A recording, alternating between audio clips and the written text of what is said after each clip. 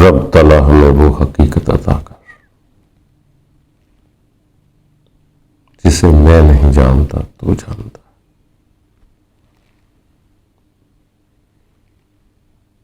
آپ پر سلامتی.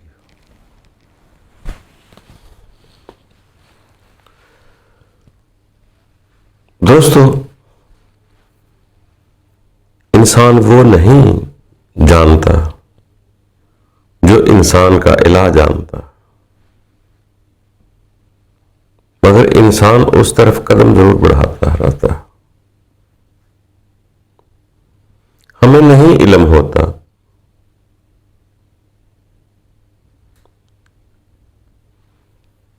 کہ جو گزر رہی ہے یا ہو رہی ہے اس کا مطلب کیا ہے. جیسے ہم سزا اور امتحان میں فرق نہیں جانتے، مگر کچھ لوگ جانتے ہیں.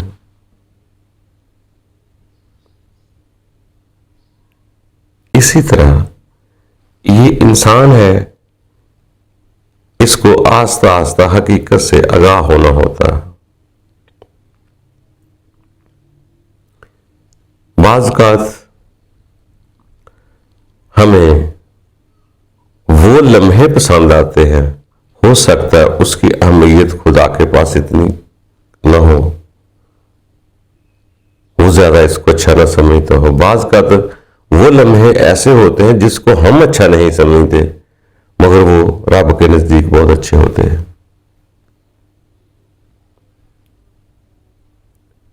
جیسے کبھی آپ نے دیکھا ہوگا کسی کا بے بچہ، وہ جانور کا ہو، چوپائے کا ہو، انسان کا ہو، پرندے کا ہو، کسی کا بھی ہو، اگر وہ خوشی سے کھیل رہا ہے، مزے میں اپنے کام کر رہا ہے، اپنا کھیل کھیل رہا ہے، تو اس کی ماں کو اس وقت کوئی خاص اس کی فکر نہیں ہوتی. اندر وہ ہوتی ہے، محبت ہوتی ہے، مگر وہ کہتی ہے بس کھیل رہا ہے نا، کھیل رہا ہے. اتنی وہ تڑپن نہیں محسوس ہوتے، پر کھیلتے کودتے دیکھتے بس خوش رہتے، بس کھیل رہا ہے نا، ٹھیک ہے. اب اس کی ماں چھپایا ہے تو اس کے اپنے وہ بھی اپنا گھاس چر رہی ہے، بڑے سکون میں پانی پی رہی ہے. عام ہے اور انسان ہے تو وہ اپنے بچے کو کھیلتے کودتے دیکھ کر اپنا کھانا بھی پکاتی ہے، چاول بھی پکاتی ہے، کچن میں جاتی ہے، کپڑے دھوتی ہے. ٹھیک ہے، بچہ کھیل رہا ہے.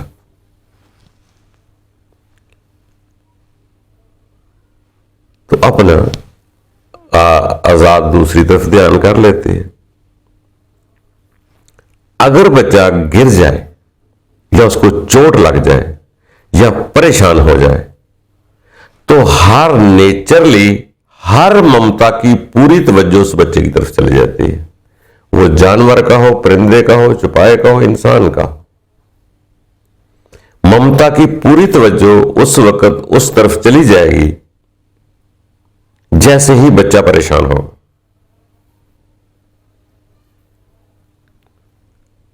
اس کے ہاتھ آٹے سے لپٹے ہوں، چوپایا گھاس کھا رہا ہو، پرندہ چوگا چوگ رہا ہو، جیسے ہی اس کی اولاد کو پریشانی آئے گی وہ فوراً ہر چیز کو چھوڑ کر وہیں فوراً متوجہ اپنے بچے کی طرف ہو جاتا ہے.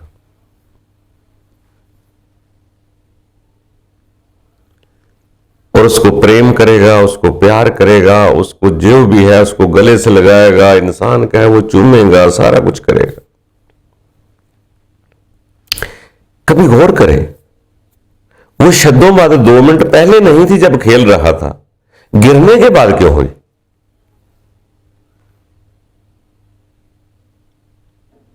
اب اس سے پوچھا جائے گا بولو بولو کیا کھانا ہے، کیا پینا ہے. اب اس کی مرضی کے مطابق چلنے کی انسان کوشش کرتا ہے. یہ محبت کی نشانی ہے، اس کو پریم ملتا ہے. تو 2 منٹ میں جو انداز بدلتا ہے وہ بدلا کس وجہ سے ہے؟ بچے پر کوئی مصیبت آنے پر دوسری طرف سے محبت شدت بڑھ جاتی ہے، یعنی کہ پوری کی پوری توجہ اس طرف چلی جاتی ہے۔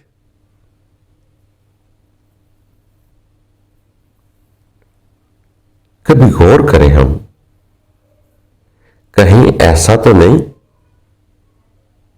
یہ تو کسی سیانے آدمی سے پوچھ لیں گے یا اپنی عدالت سے کام لیں تو شاید سمجھ میں آ جائے کہ کہیں ایسا تو نہیں کہ انسان جتنا مصائب میں رب تعالیٰ کو عظیم لگتا ہے اتنا خوشی میں نہ لگتا ہو۔ جس مصیبت کو ہم برا سمجھتے ہیں ہو سکتا ہے اسی میں اچھا لگتا ہو، کیونکہ عام روٹین میں انسان اسے اس طلب سے یاد نہیں کرتا جتنا پریشانی میں یکسوئی سے یاد کرتا ہے۔ ممکن ہے جیسا وہ خود کی بھی اس کا فرمان ہے کہ جب کشتی ڈوبنے لگتی ہے تو آپ پوری یکسوئی سے جب مجھے یاد کرتے تو آپ خالص دین پر ہوتے،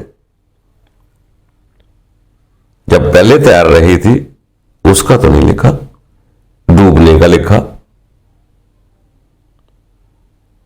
تو سوچے کسی سے پوچھنا پڑے گا، سیانے آدمی سے، کہ کہیں ایسا نہ ہو، بلکہ سنے سیانے لوگوں سے سنا کہ ایک دفعہ حضرت موسیٰ نے پوچھا کہ رب تعالیٰ کو میرا کوئی ایسا کام جو آپ کو بہت پسند آتا ہو تو میں تاکہ وہ کام کر لیا کیا زیادہ کیا کروں۔ تو رب تعالیٰ نے فرمایا مجھے سب سے اچھا کام آپ کا وہ لگتا ہے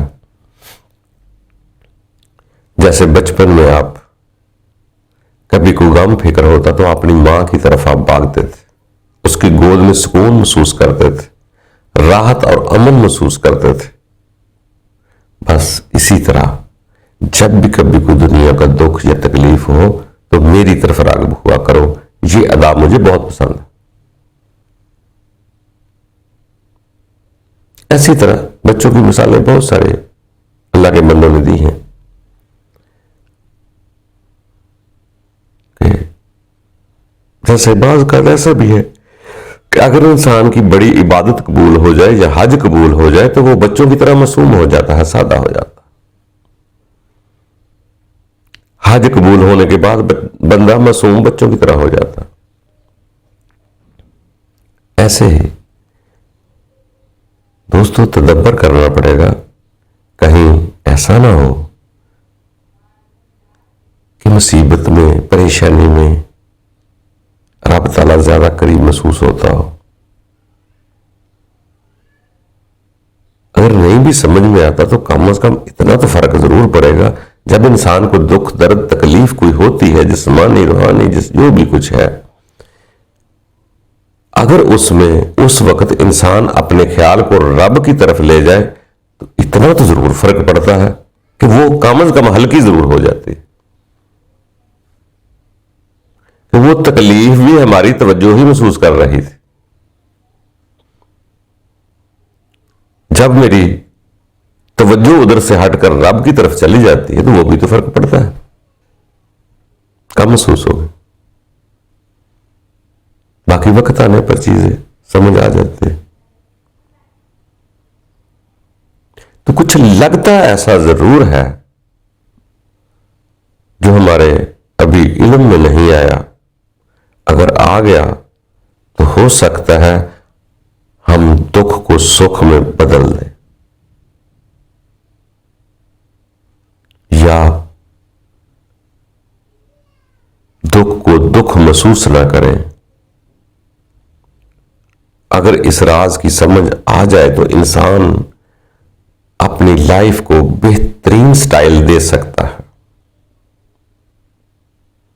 پریشانیوں میں کمی آ سکتی ہے۔ پریشانیوں میں جب دھیان اللہ کی طرف چلا جائے گا تو ہمیں پریشانی کم محسوس ہوگی۔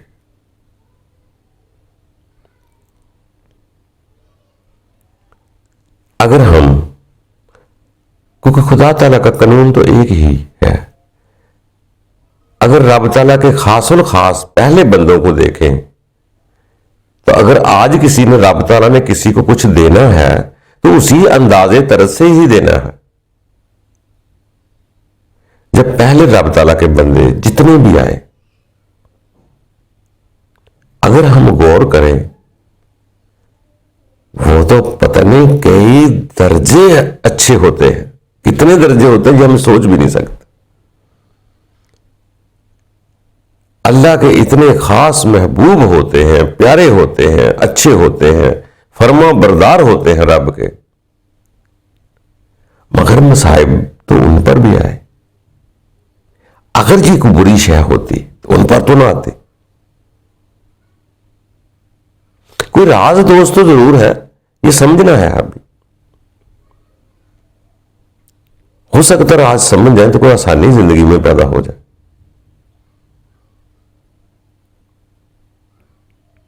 جو رب کے اتنے اتنے خاص بندے تھے، ان کے ساتھ کیا کیا ہوا.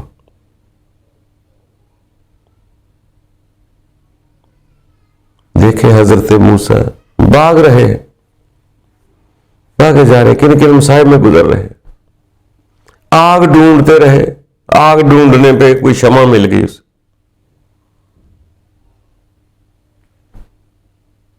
غور کریں، اندھیرے میں سفر کر رہے ہیں، روشنی نظر آئی، بیوی کو بولا تم ادھر بیٹھو، وہ میں دیکھتا ہوں، وہ دور آگ نظر آ رہی ہے، میں دیکھتا ہوں، میں آگ لاتا ہوں، تم تاپ لینا، سردی میں سیک لینا. وہاں کچھ نظر آ رہا ہے.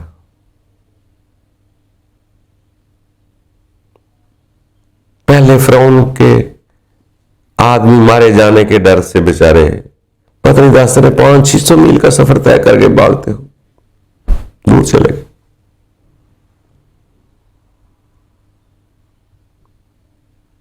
حضرت عیسیٰ کو دیکھیں، اس قدر مصائب کہ لوگوں نے ہاتھوں میں کیل ٹھونک دی، پاؤں میں کیل ٹھونک دی، صلیب پر چڑھا دیا گیا. اور کرو، یہ کیا ہے؟ جو رب کے خاص الخاص روح اللہ کرنا ہے، خاص اللہ کی روح سے پیدا ہوئے، پاک دامن عورت سے پیدا ہوئے. غور کرو، یہ کیا ہے؟ اگر یہ شے بہت بری تھی تو پھر انبیاء کے قریب نہیں آنی چاہیے تھی.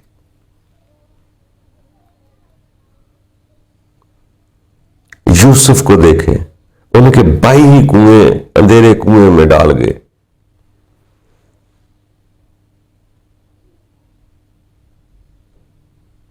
غور کریں، یہ کیا ہے؟ حضرت ابراہیم کو آگ میں پھینک دیا گیا.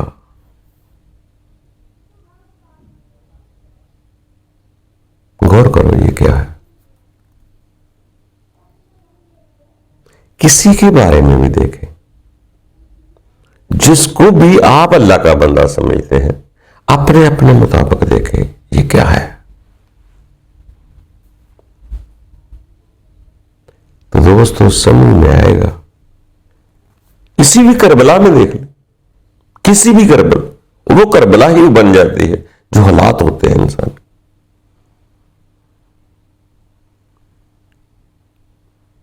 عرب میں دیکھیں، محلے والے کوڑا پھینک رہے ہیں، کسی کو اچھی بات بتاتے تو پتھر مار رہے ہیں. کبھی غور تو کرو، یہ کیا ہے؟ تو دوستو اس کو سمجھنا پڑے. ویسے سیانے لوگوں کی باتوں سے سنا ہے کہ رب کی راہ میں جشو و خضوع پیدا کرو. جب آنسو انسان بہاتا ہے اس کے آگے تو رب کو بہت پیارا لگتا ہے. جیسے ماں کا بچہ روتا ہے تو ماں اس کو سینے سے لگا لیتی ہے، اس کی نہ منہ دیکھتی ہے دھلا ہوا کہ نہیں دھلا ہوا، کنگھی کی ہوئی کہ نہیں کی ہوئی. جیسے آنسو بہاتا ہے اس کو اپنے سینے سے لگا دیتی ہے. تو سیانے لوگوں سے میں نے سنا ہے کہ رب تعالیٰ مادر شفقت میں انسان کو پیار کرتا ہے، بلکہ یہاں ویسے فرمایا جاتا ہے کہ 70 ماؤں سے بھی زیادہ شفیق ہے۔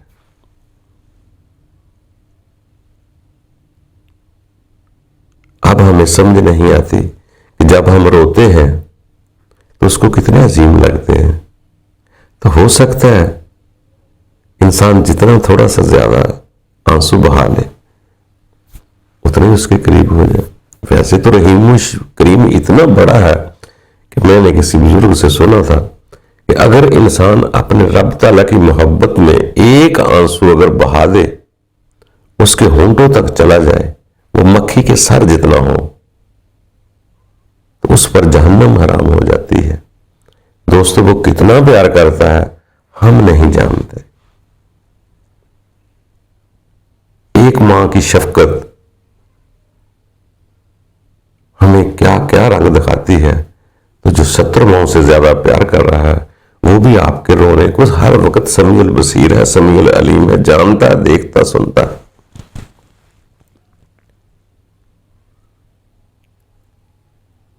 دوستو کچھ شبد سو بیکار نہیں، صرف اس راز کو، بیت کو سمجھنے کی بات ہے۔ پھر شاید برے وقت میں بھی سکون مل جائے۔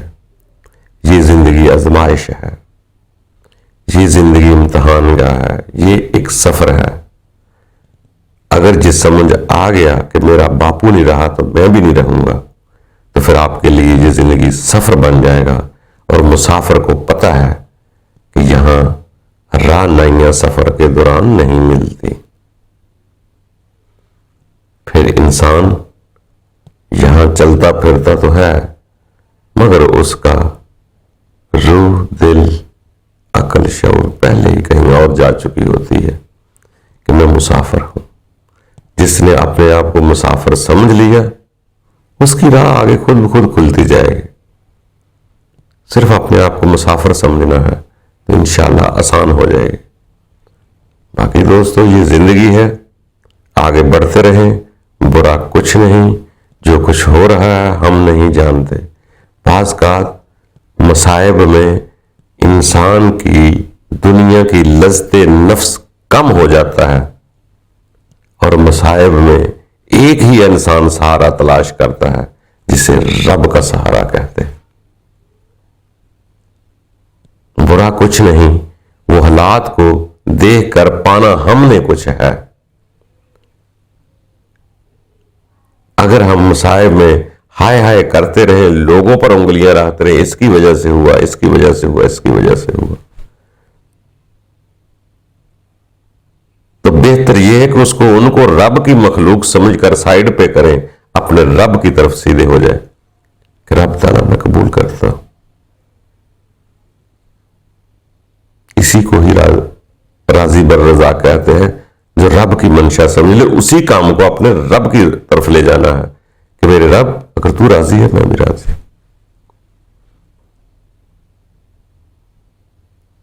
تو دوستو کوشش کرتے جائیں، آگے بڑھتے جائیں، کیا اچھا کیا برا،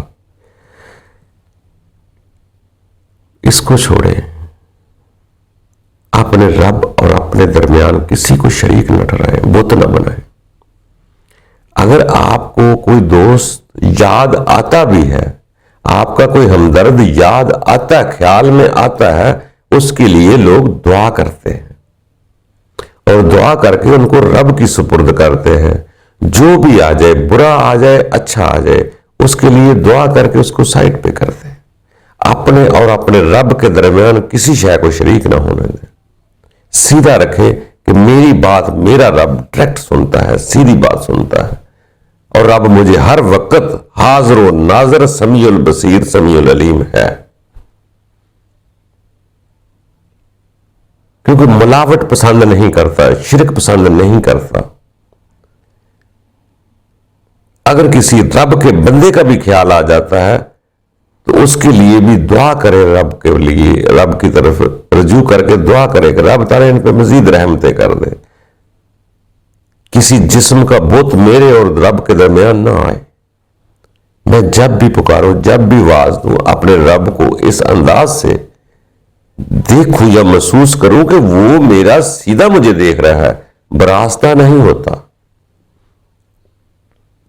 رب کے سامنے سیدھا پیش ہونا ہوتا ہے، جیسے عبادت کے دوران ہم مصلوں پر، دربار، کسی بھی جگہ جا کر ہم کھڑے ہوتے ہیں۔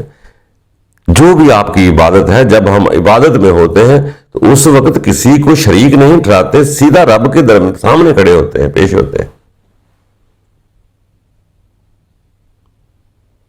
تو اسی طرح دوستو، ہر دکھ میں، ہر سکھ میں یہ نہیں ہوتا کہ آپ دکھ سکھ مجھے بتلا کر ادھر سے آگے جانا ہے، نا، ہر ایک نے اپنا دکھ بھی سیدھا بتانا ہے، سکھ بھی سیدھا بتانا ہے، اور وہ سیدھا سنتا ہے۔ اگر وہ رب راضی ہو گیا تو رب کے سارے بندے راضی ہو جائیں گے۔